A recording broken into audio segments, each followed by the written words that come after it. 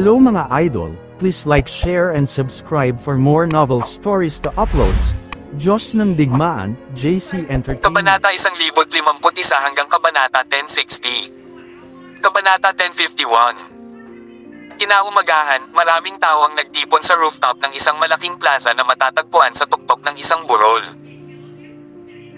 Bukod sa pangunahing pamilya sa loob ng Pamilyang Puti, ang ilan pang mga sangay ng Pamilyang Puti pati na rin ang ilang pamilyang nauugnay sa kanila ay dumating lahat. Ang lahat sa kanila ay hindi inaasahan na si Master White ay gaganapin ang kaganapang ito upang piliin ang kanyang kahalili, pagkatapos na ang kanyang nag-iisang anak na lalaki ay bumalik sa pamilya. Lalong nagiging daring ka ngayon, Nash. Hindi ka man lang nag-abalang pag-usapan ang ganoong malaking bagay sa akin at ikaw na mismo ang nagpasya. Wala ka bang respeto sa akin? Sa isang gallery sa itaas ng plaza, si Lily, na nakaupo sa tabi ni Nash, ay inilibot ang kanyang mga mata sa kanyang asawa, na galit na galit. Yay! Ito ay isang huling minutong desisyon. Ngunit bilang pinuno ng Pamilyang Puti, sa palagay ko ay may awtoridad ako sa bagay na ito, lalo na't napag-usapan ko na ito sa maraming matatanda. Umalaklak si Nash, nagsasalita na parang hindi man lang galit. I think ayaw mo lang si Lance ang maging successor. At ikaw ay na-brainwash ng vixen na iyon mula sa lupang kaharian. Iniisip mo bang isuko ang buong Pamilyang White sa anak na kasama mo? Malamig na harumph ni Lily at sinaman ang tingin si Nash. Bakit nabitin ka pa rin sa isang bagay na nangyari noon pa, Lily? Tsaka wala naman akong ginawang ikinalungkot mo diba, bukod doon sa isang bagay. Kung kaya mong tanggapin si Lizzie, bakit hindi mo tanggapin si Joanne at Jack? Hindi ba pwedeng masaya na lang tayong magkasama bilang isang pamilya? Umunat ang noo ni Nash at tinitigan ang babaeng nasa harapan niya. Napagtanto niyang malaki na ang ipinagbago ni Lily, hindi na siya ang babaeng kilala niya noon. Noon, siya ay pagsasalita at mapangasar at pinigilan si Joanne na magpakasal sa Pamilyang Puti, ngunit hindi siya kailanman kukuha ng mga hitmen para pumatay, Jack at ang iba pa. Yay! Si Joanne ay isang babae mula sa mortal na kaharian. Hindi siya kahit isang chief practitioner in training. Paano mo sasabihin na tanggapin ko siya? Sinumang hindi marunong manipulahin ang chi ay nasa ilalim natin. Ayokong may nagsasalita sa likod mo, binabastos ka dahil nagpakasal ka sa babaeng ganyan. Sabihin na nating pinakasalan mo siya at binigyan kanya ng isang anak, may likas kaya itong talento. Siya ba ay magiging kasing dalisay at kasing halaga sa atin? Dahil tumanggi si Nash na iligtas ang kanyang reputasyon, hindi rin nagpapigil si Lily sa pagdemolish sa kanya. Tumayo siya at nagsalita ng malakas. Jack, maaari niya kaming itakbo para sa aming pera kung sasabihin ko. Malamig na sambit ni Nash. Umubo siya pagkatapos niyang sabihin ito. Halatang mahina pa ang katawan niya. Siya, bigyan mo kami ng isang tumakbo para sa aming pera. Siguradong mas masahol pa ang brat na iyon kaysa sa anak ko. Malalaman mo rin sa sarili mo mamaya. Umupo si Lily at walang kwentang nagsalita. Sinasabi ko sa iyo, Nash White, na hindi patay si Lance. Buhay pa siya. Hindi mahalaga kung pipiliin mong isagawa ang kompetisyon na ito o kung ano paman, hindi ko kikilalanin ang nanalo sa napiling tagapagmana na ito. Ang aking anak ang tunay na kahalili, at siya ang pinakaangkop para sa tungkulin. Kahit anong sabihin mo. Si Lily ay tumatangging gumalaw, at si Joanne ay nanatiling tahimik sa gilid. Pinakawalan ni Nash ang kanyang init ng ulo at sinabi sa malamig na tono, "It doesn't matter if you acknowledge this competition or not." Kinikilala ito ng lahat ng miyembro ng Pamilyang Puti kung ano ito, at iniisip ng lahat ng matatanda na ito ang pinakamakatarungang paraan para sumulong. Iyon mismo ay sapat na para sa akin. Pagkasabi niya noon ay itinoon niya and atensyon sa isang medyo may edad na babae na nakasuot ng pulang damit. Tumango siya. Tayo na't magsimula. Kabanata 1052. Ang ika-4 na elder, nakasuot ng pulang damit, ay isang magandang babae na humigit kumulang 40 taong gulang. Sa kabila ng 40, ang kanyang balat ay makinis at nagliliwanag, at siya ay napakaganda. Ang mga chi practitioner ay pinapanatili ng chi ang kanilang mga katawan, at ang aura na nakapaligid sa kanila ay hindi karaniwan. Higit pa rito, mas mabagal ang kanilang pagtanda kaysa sa mga regular na tao. Iyon ang dahilan kung bakit ang isang babaeng tulad nito ay agad na mamahalin ng maraming lalaki mula sa mortal na kaharian kapag nakita nila siya. Tumalon siya at naanod patungo sa fighting stage sa gitna. Ako ang ika-4 na elder, Wendy, anunsyo niya sa lahat. Medyo nahuli ako sa pagsali sa Pamilyang Puti at hindi ako miyembro ng Pamilyang Puti o Lagorio. Kaya sa tingin ko, nararapat lang na ako ang mag-host ng kompetisyong ito. Marami sa mga matatanda ang hindi maiwasang mapangiti ng marinig ito. Totoo na kung sino pa ang mapili bilang host, malamang na magdamag sila sa paligid ng bush. Bagamat si Wendy ay isang matanda sa Pamilyang Puti, hindi siya ipinanganak sa pamilya o sa Pamilyang Lagorio. Walang makapagsalita laban sa kanya kung iyon ang kaso. Tulad ng nakikita mo, mayroong 10 yugto ng labanan na nakaset up dito. Ang nasa dulong kaliwa ko ay ang unang yugto na nagbibilang hanggang sa ika-10 hanggang sa dulong kanan ko. Wendy gave a small smile and introduced everything. There are a total of 230 people participating in this competition. At lahat sila ay mga nakababatang miyembro ng White Family. Ang daming tao. Pagkatapos niyang marinig iyon, Jack hindi maiwasang mamangha. Ang nakababatang henerasyon ay nagkaroon ng maraming lakas ng loob na lumabas at lumahok sa kompetisyong ito. Ito ay maliwanag na sila ay mga Grandmaster kahit na hindi pa rin niya inaasahan na maraming tao. Higit pa rito, ang lahat ng mga taong ito ay tiyak na nagmula sa pangunahing pamilya. At ang bilang na ito ay hindi kasama ang mga tao mula sa mga sangay ng Pamilyang White pati na rin ang iba pang mga pamilya na sumagot sa Pamilyang Puti. Ang Pamilyang Puti ay tunay na isang kilalang pamilya na nararapat sa posisyon nito bilang isa sa 8 shadow families. Ang unang kompetisyon ay sapat na madali. Nais naming ihalal ang nangungunang daang kandidato mula rito. Umiti si Master Wendy. Simple lang ang rules. Kung itutulak ka sa yugto ng pakikipaglaban, wala ka na. Gagawin natin itong santukan hanggang sa 100 tao na lang ang natitira sa entablado, at ang daang ito ay magpapatuloy sa susunod na round. Ano? Ito ay isang santukan. Nagulat ang ilang tao nang marinig nila ito. Yay! Mayroong ilang elemento ng swerte sa round na ito. Kahit na hindi masyadong malakas ang isang individual, aaban pa rin sila sa susunod na round na may kaunting swerte at determinasyon. Hindi maiwasang mapangiti ng isang matanda. Tama iyan. May posibilidad din na magsanib puwersa para paalisan ang isang mas malakas, hindi ba? Nakangiti ang isa pang medyo may edad na lalaki habang nagsasalita.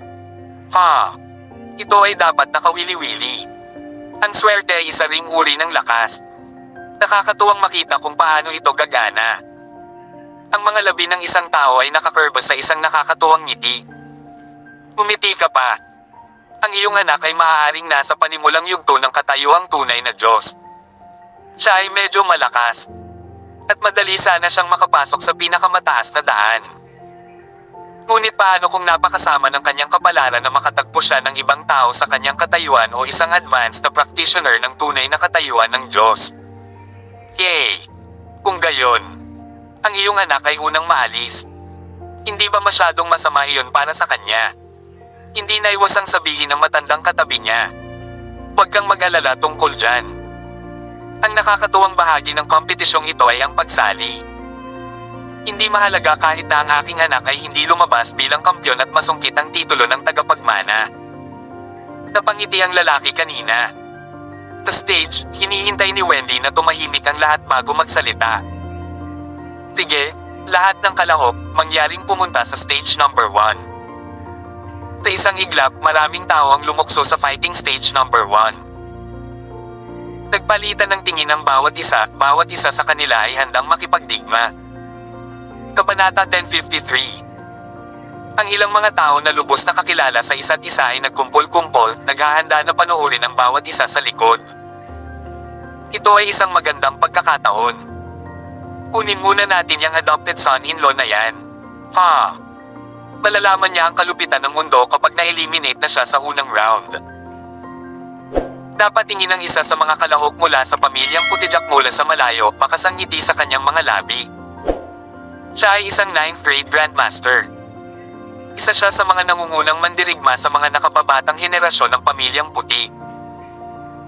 Kung tutusin, maituturing siyang 8 o 9 na bituing hari ng digmaan sa labas, kasama ang kanyang husay sa pakikipaglaban. Habang nagsasalita siya, tinahak niya ang paa para puntahan Jack Gilladney. Gayunpaman, naisara lang niya ang kalahati ng distansya nang huminto siya, gumuhit ang gulat sa buong ekspresyon niya. Ang dalawang dilag ng pamilyang puti, sina Beth at Yul, ay aktwal na naglalakad papunta Jack. Hindi pwede. Ang dalawang master na iyon ay tutulong sa pag-alis Jack. Mukhang marami na ang pumupuntirya sa kanya. Yay! Sigurado siyang may malaking target na taba sa kanyang likod. Gusto ng lahat na paalisin muna siya. Isang mapait na ngiti ang isinalubong ng lalaki. Tila maraming tao ang nag-iisip ayon sa kanyang mga linya. Hindi na niya kailangang pumunta noon. Kung gagawin niya, makamatanggal siya sa halip ng dalawang magagandang amo. Parang ganun Jack ay nasa malas ngayon. Nais kong puntahan at alisin muna siya, sabihin sa kanya na hindi siya sapat para maging tagapagmana ng pamilyang White. Hindi ko akalain na may magpapatalo sa akin dito. Pumagalpak ng tawa si Martin habang pinagmamasdan ito mula sa malayo. Yay! Halata naman na malapit na siyang ma-eliminate. Siya ang magiging katatawanan ng siglo. Nakatitig din ang maraming kalahok mula sa pamilyang puti Jack, malamig na ngiti sa kanilang mga labi. Sige, dahil nandito na ang lahat, hayaan na ang unang round na opisyal na magsimula. Umiti ang ika-4 na elder at nag-flag na sa pagsisimula ng kompetisyon. Alisin mo dito. Ang ilang mga tao ay nakatutok na sa kanilang mga kalaban. Nagmamadali silang lahat papunta sa iba't ibang tao, sabay umalangaw-ngaw ang boses ni Wendy. Agad na sumabog sa stage 1 ang cacophony ng iba't ibang gulo. Lalong tumindi ang labanan sa bawat sekundong lumilipis. Isang Grandmaster sa ikalawang baitang ang sinuntok mula sa entablado ng isang Grandmaster sa ikalimang baitang. Di ako magaling. Hindi ako makapasok sa top 100. Agad na bumantong hininga ang Grandmaster sa ikalawang baitang at malungkot na humiling. Tino kayong dalawa?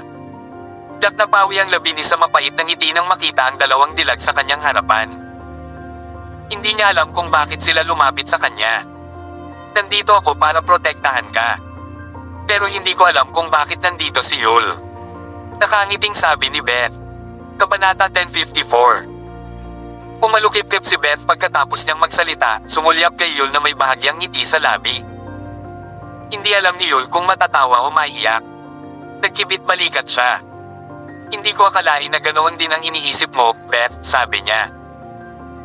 Puminto siya dito at tumingin Jack bago nagpatuloy, I had no choice. Ang punk na ito ay ang aking nakatatandang kapatid sa kasamaang palad. Nakakahiya naman kung matatalo siya ng husto at magiging biro ng lahat. Tsaka sinabihan ako ng nanay ko na alagaan ko siya. Kailangan kong mag-isip ng ilang paraan para hindi siya matalo sa unang round. Hindi namin ito mabubuhay kung hindi.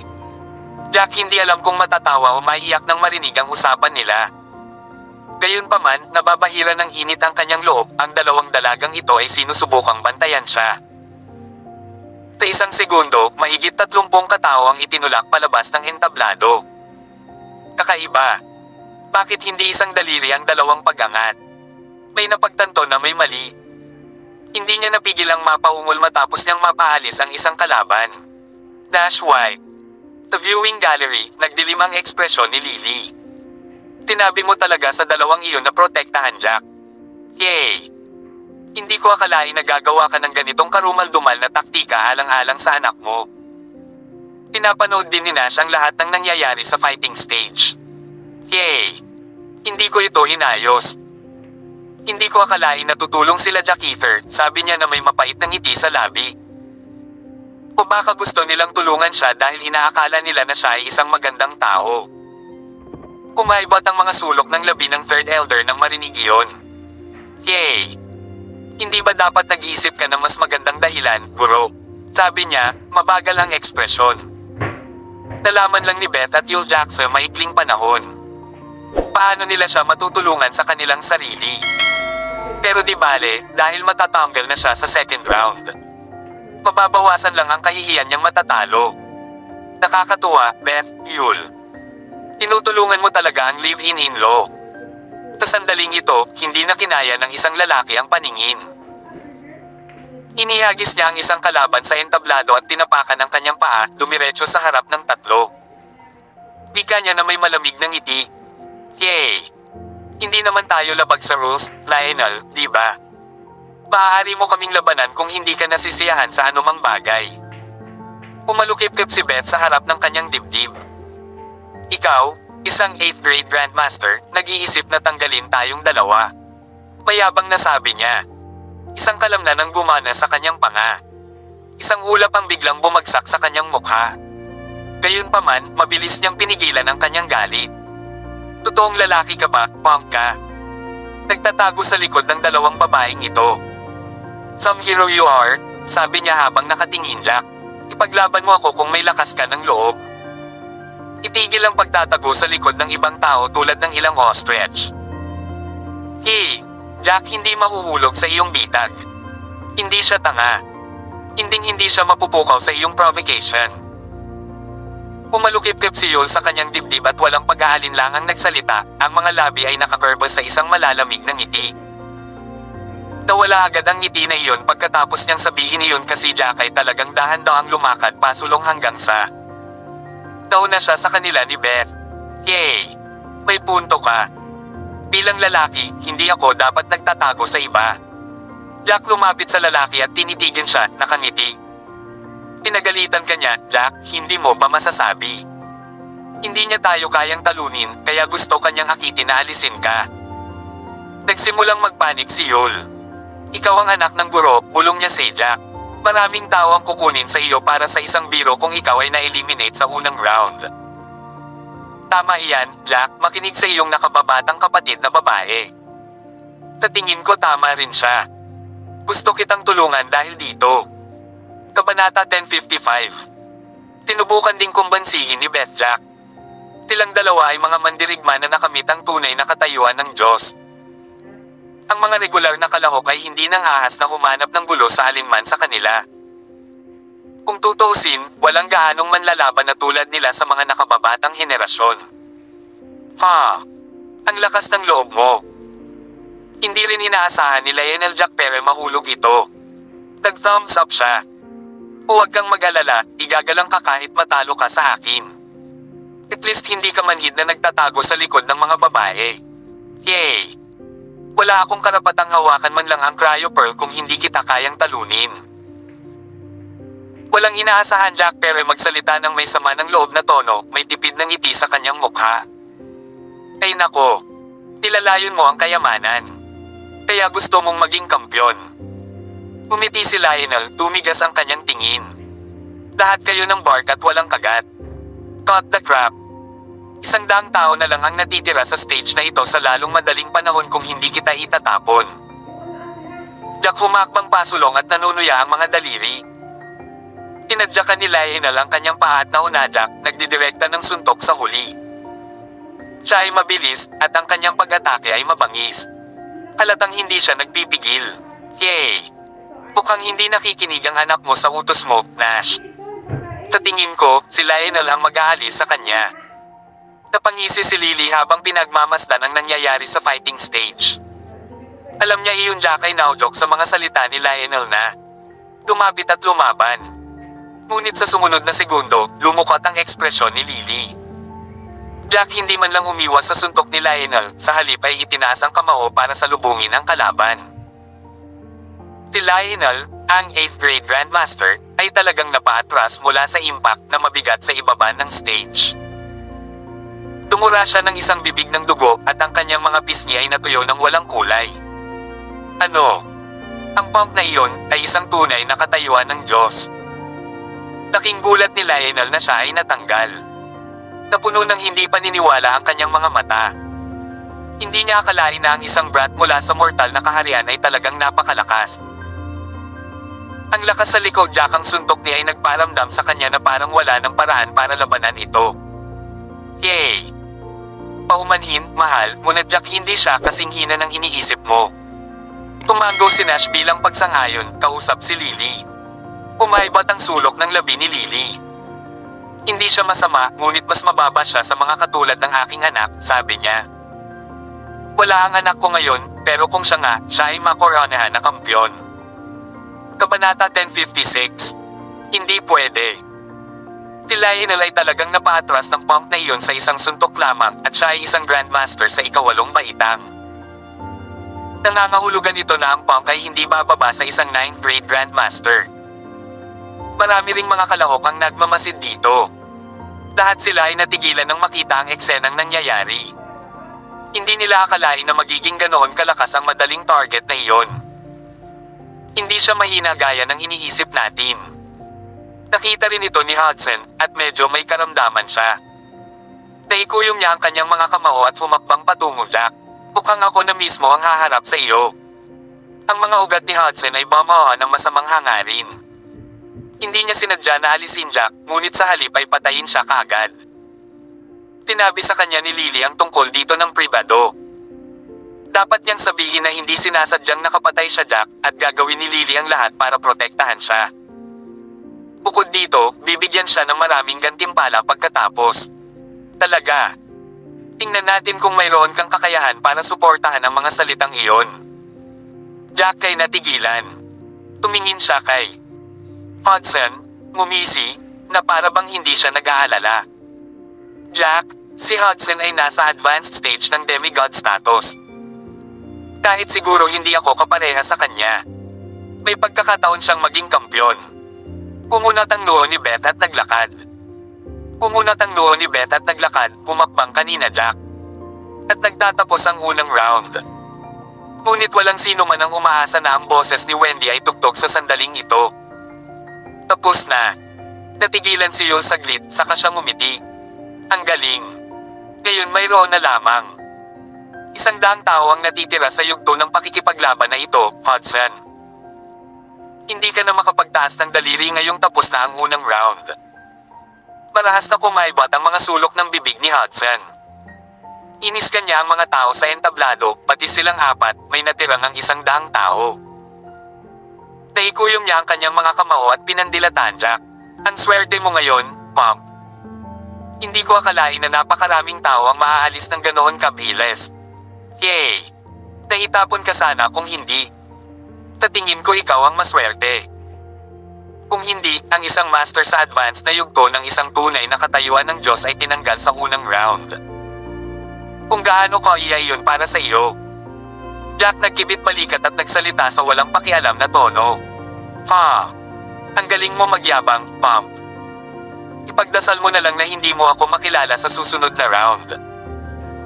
Kung hindi, tuturuan kita ng magandang aral kung ano ang ibig sabihin ng pagiging mahina. Natatawang sabi ni Hudson. Lahat tama. Tapos na ang unang round. Sa lahat ng sumulong sa susunod na round, mangyaring lumabas sa entablado. Nagsalita ang ika-4 na elder sa sandaling ito. Ang mga nanalong kandidato ay tumalon lahat at tumayo sa gilid. Magsisimula na tayo sa second round. Hindi ito magiging isang kompetisyon ng santukan, ngunit isang one-on-one na labanan. Inihayag ni Wendy sa malinaw na boses habang nakatayo siya sa fighting stage. Ang mga laban ay ibubunot sa pamamagitan ng lottery. Mayroon kaming 100 card na may nakasulat na mga numero mula 1 hanggang 50. Para sa bawat numero, magkakaroon ng isang pares. Ang bumunot ng kapareho mong numero ay magiging kalaban mo. Habang nagsasalita si Wendy, 2 trabahador ang nagbitbit ng mga tray na may mga card na nakalagay sa ibabaw nito. Jack pumili lang ng card na may nakasulat na numerong 2021. Tila ang kalaban niya ay ang taong may hawak ng kabilang card na may numerong 2021. Lahat tama. Nakuha na ba ng lahat ang kanilang numero? Kabanata 1057. Pagkaraan ng ilang sandali, idinagdag ni Wendy, mga kalahok na gumuhit ng numero 1 hanggang 10, mangyaring gawin ang mga yugto ng labanan ng naaayon.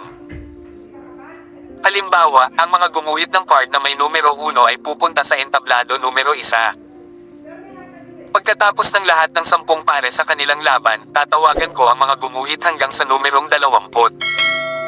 After she thought about it, she said, "Simple lang ang rules para sa round na ito. Hindi mo maaaring patayin ang iyong kalaban, at ikaw ay mananalo sa pamamagitan ng pagkuha ng iyong kalaban sa entablado. Siyempre, automatiko kang mananalo kapag sumuko ang kalaban mo. Matapos i-announce ni Wendy ang rules para sa round na ito, lumipad na sa kanilang stage ang mga contestant na nakakuha ng number 1 hanggang 10. Maliwanag, ang mga katunggali na nanalo sa ikalawang round na ito ay maaaring maging nangungunang 50 kalahok, at pagkatapos ay garantisado na sila ng premyo. May swerte ka para makabangga ako. Sa isa sa mga yugto ng pakikipaglaban, isang Grandmaster sa ika-7 baitang ang ipinare sa isang Grandmaster sa ika-4 na baitang. Hindi maiwasan ng una ang mapangiti. Dahil santukan ng unang round, may iilan na hindi masyadong malakas na nakahawak hanggang sa pinakadulo dahil sinuwerte sila. Ang Grandmaster sa ika-7 baitang ito ay itinuturing na isang karaniwang manlalaban. Kung tutuusin, ang mga taong nanalo ay medyo malalakas at iyon ang dahilan kung bakit siya natakot na siya ay makaharap sa pagiging master ng totoong Diyos. Hindi niya akalain na ang swerte niya ay pabor sa kanya. Nakakuha talaga siya ng 4th grade Grandmaster bilang kanyang kalaban. Pamawa ang excitement sa kanyang mga ugat. Isang mapait na ngiti ang pinakita ng Grandmaster sa ika-4 na baitang.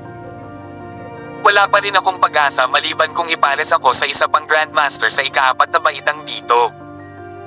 Pagkasabi niya nun, tumalo na talaga siya sa stage. Sumuko ako. Ako nanalo. Ang Grandmaster sa ika-7 baitang ay natigilan saglit. Tapos ngumiti siya. Jeez.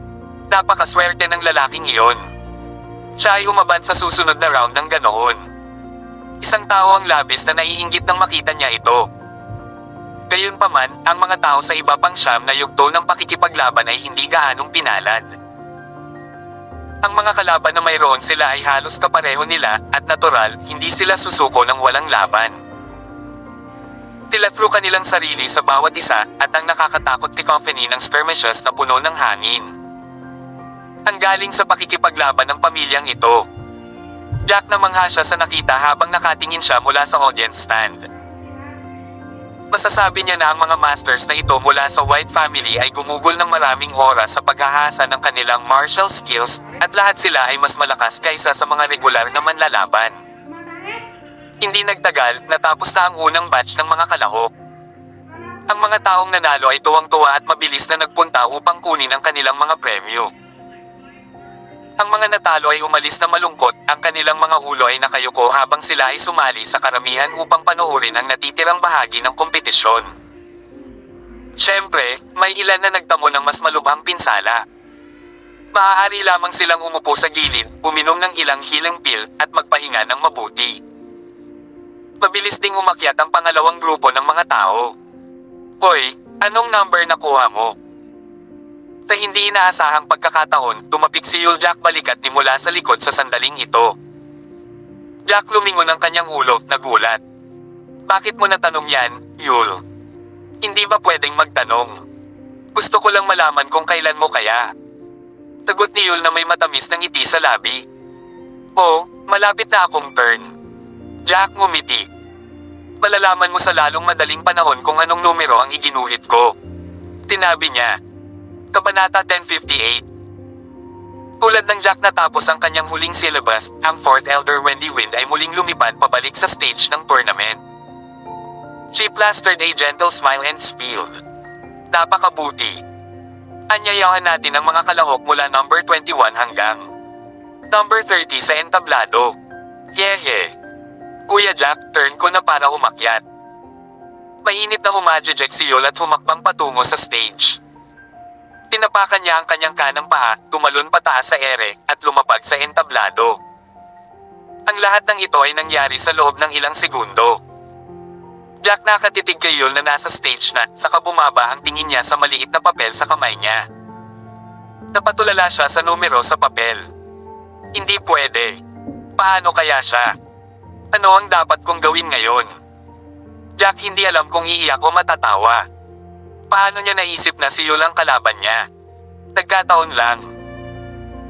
Ang iba pang mga kakompetensya ay tumalon sa entablado ng paligsahan, at ang ilan sa kanila ay dumausda sa entablado. Nasaan ang kalaban ko? Umunat ang noo ni Yul na may pagtataka.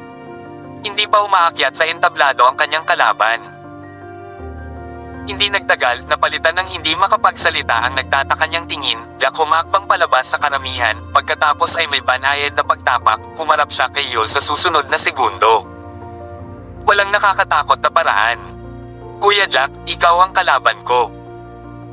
Nanlaki ang mga mata ni Yul, at nalaglag ang panga sa lupa nang makita iyon Jack nakatayo sa harapan niya. Hindi siya makapaniwala sa sariling mga mata. Mali ba ang nakita niya? Ang taong nasa harapan niya, Jack. Masyadong nagkataon. What the H-le?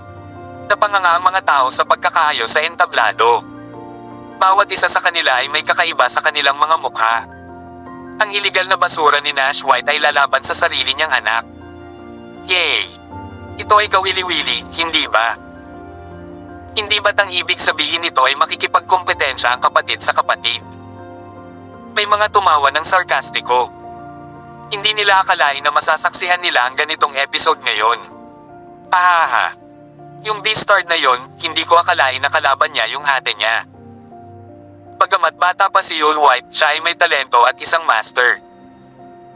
She's only 17 or 18 years old pero naabot na niya ang middle stage ng demigod status. Ang gayong martial skill at fighting prowess ay katulad ng mga tinatawag na gods of war. Illegitimate yan Jack halatang hindi niya kalaban. Hindi nagtagal, napalitan ng hindi makapagsalita ang nagtataka niyang tingin. Jack humakbang palabas sa karamihan, pagkatapos ay magbanayad na pagtapak, humarap siya kay Yul sa susunod na segundo. Walang nakakatakot na paraan. Kuya Jack, ikaw ang kalaban ko. Nanlaki ang mga mata ni Yul, at nalaglag ang panga sa lupa nang makita iyon Jack nakatayo sa harapan niya. Hindi siya makapaniwala sa sariling mga mata. Mali ba ang nakita niya? Ang taong nasa harapan niya, Jack. Masyadong nagkataon. What the H-le?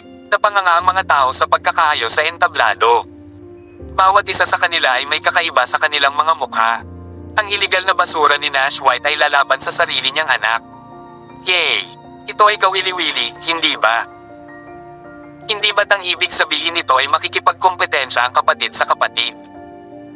May mga tumawa ng sarkastiko. Hindi nila akalain na masasaksihan nila ang ganitong episode ngayon. Ahaha. Yung Beastard na yon, hindi ko akalain na kalaban niya yung ate niya.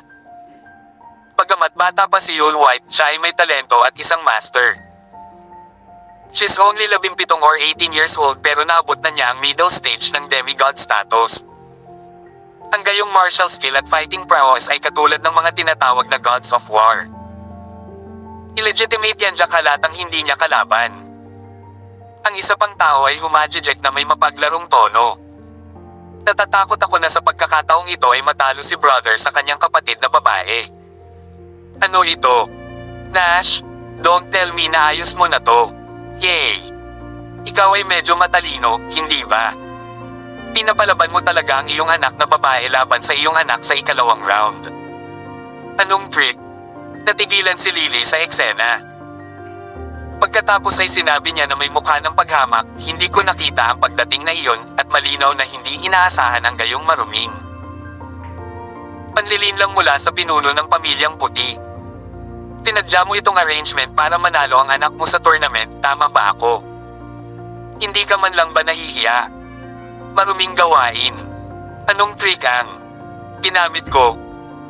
Namutla ang mukha ni Nash at saka pinagsabihan, Lily, don't talk bullsh *T kung wala kang ebidensya. Oh, sa tingin mo ba hindi ko alam ang ginagawa mo? Sa unang round, pinaprotektahan mo sina Yul at Beth. Ang iyong magandang anak para makapasok siya sa ikalawang round. Kabanata 1059. Malamig ng ngisi ni Lily. Hindi ko inaasahan na gagawa ka ng ganyang trick sa second round.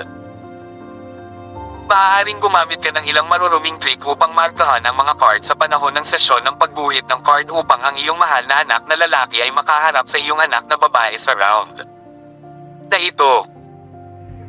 Ang susunod na hakbang ay mas simple, kailangan mo lamang hilingin sa iyong anak na babae na matulog sadyang para sa Jack para makapasok sa next round, tama ba ang mga hula ko? Tapos makapasok siya sa top 50, tama ba ako? Agad na bumalot ang galit sa kanyang dibdib nang marinig ni Nash ang pahayag ni Lily.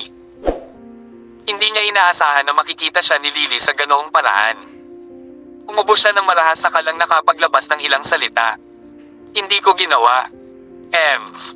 Hindi mo ginawa. Kung hindi mo ito pinlano, paano magkakaroon ng ganoong pagkakataon?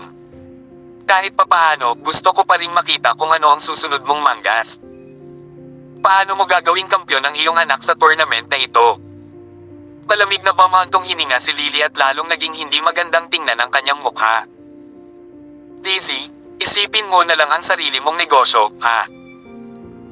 Dahil ba sa iniisip mo, Jack, ay bumalik sa pamilyang puti at malaki ang posibilidad na siya ang maging tagapagmana? Tinusubukan mo bang kaibiganin siya para kakampihan kanya sa hinaharap?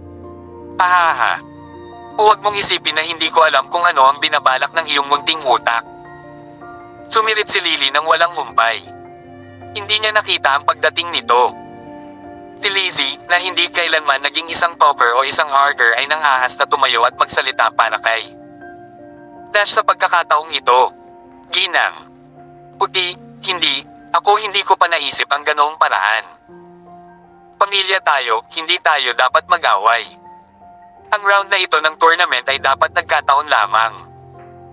Hindi kailanman ninais ni Lizzie na pukawin ang gulo kahit na hindi niya gusto si Lily sa kanyang puso ng tahimik. Si Lily ay isang medyo mapuwersa at mabilis na galit na babae. Ito ang dahilan kung bakit laging itinikom ni Lizzie ang kanyang bibig at kahit na bihirang lumabas ng bahay, umaasan mamuhay ng tahimik at mapayapang buhay. Malalaman natin sa lalong madaling panahon kung ito ay itinanghal o nagkataon. Ang Yule ay nasa gitnang yugto na ng demigod level. Kaya kung matalo siya si Jack ang round na ito, dapat sinasadya. Pagkatapos ng lahat tayo ay martial artist na may magandang paningin, tiyak na alam natin kung aling hakbang ang ginagawa ng kusa. Humihingal si Lily at iniwan ang kanyang huling pangungusap. Malalim ang iniisip ni Nash sa sinabi ni Lily.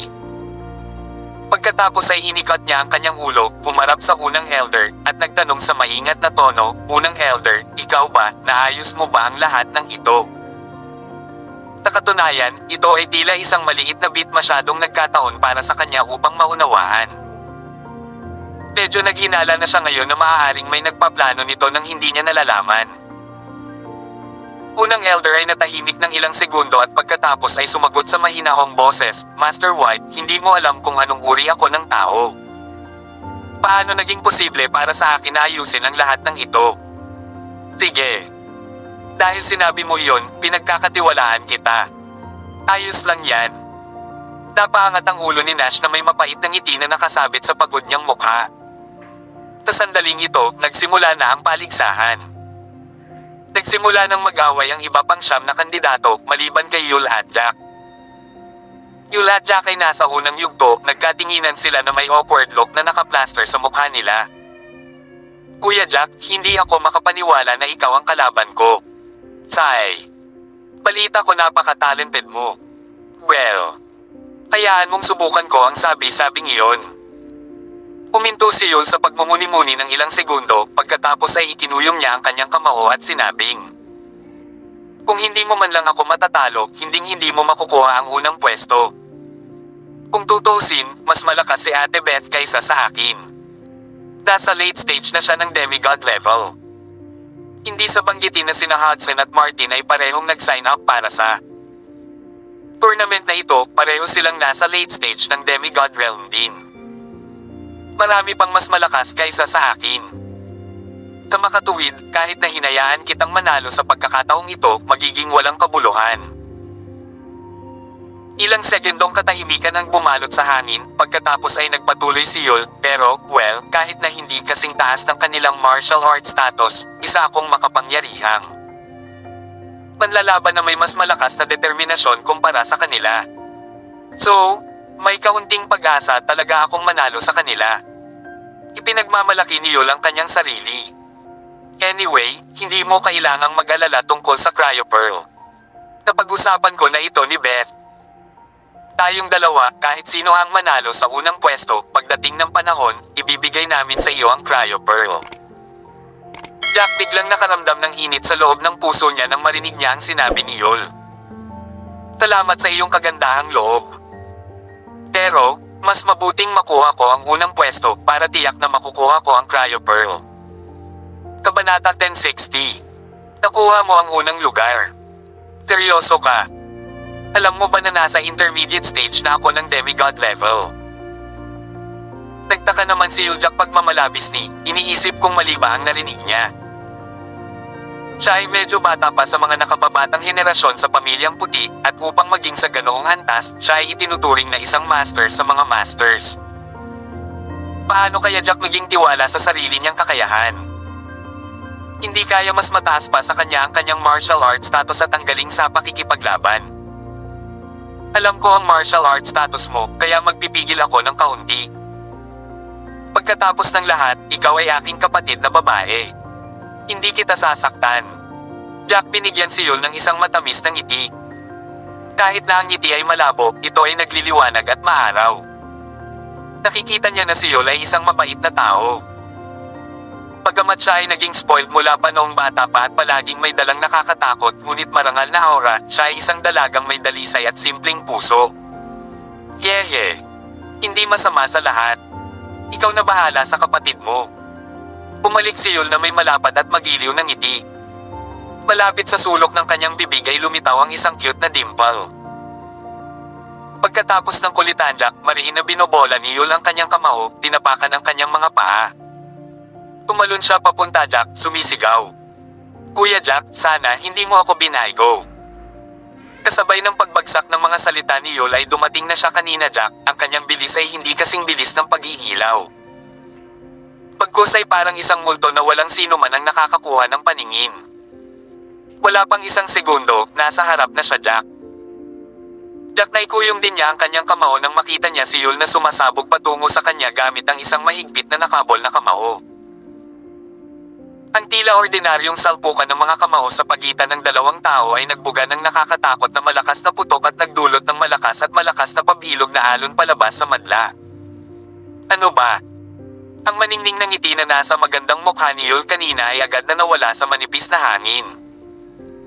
Ang agad na bumungad sa kanyang mukha ay pagkagulat at pagtataka. Ang lakas at kapangyarihan na nagmula si Jack malinaw na mas malakas ang katawan niya kaysa sa kanya. Batay sa lakas na naramdaman niya mula sa kanya, ang lalaking ito na nauna sa kanya ay dapat na nasa huling yugto ng antas ng demigod. Bukod dito, tila siya ay kabilang sa top-notch na kategorya sa huling yugto ng demigod level. Sa mabilog at puno ng pagtataka ng mga mata ni Yul, natangay siya ng lakas at lumipad ng 2 hanggang 3 metro paatras bago siya tumapak sa lupa, puminto, at nagpakatatag. Ito ang unang sagupaan ng 2 at nagulat ang lahat, ito nga Jack na may mataas na kamay. Diyos ko! Nakita mo ba iyon? Yung Pump Jack talagang pinalaya si Yul, ang munting master.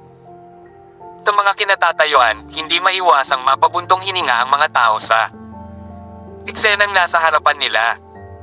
Akala nila noong Jack ay malapit nang maalis sa loob ng ilang segundo. Talagang hindi nila inaasahan na ganoon kalakas siya. Sa oras na ito, karamihan sa mga labanan sa iba pang mga yugto ay natapos na. Ang ilan ay natanggal at ang ilan ay umaban sa susunod na round. Lahat sila ay binibigyang pansin.